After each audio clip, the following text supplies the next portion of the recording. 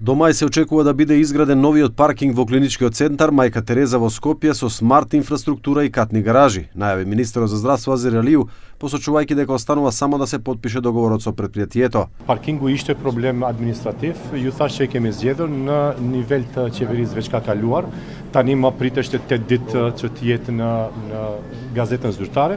Besoj që ka kaluar edhe në gazetën zyrtare, tash do duhet me institucionin përkatës të nënshkruhet kontrata dhe të fillohet me punë në pjesën e investimit brenda në infrastrukturë. Запрашан за итната медицинска помош која нема основни лекови за лекување, Алију не одговори директно како ќе се реши овој проблем, туку рече дека заедно со владата ќе набават 100 возила за итна помош и дека со Министерството за образование креираат политики со кои ќе се создадат медицински профили таму каде што има потреба.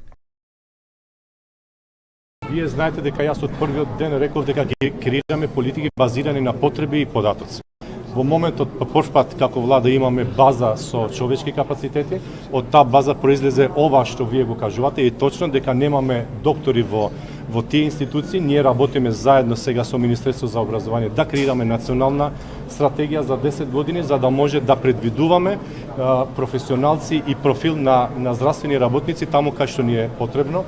Тоа не може да се направи ни за една година, ни за 4 години. Знаете дека минимум 6 години ни треба за да се креира профил на доктор.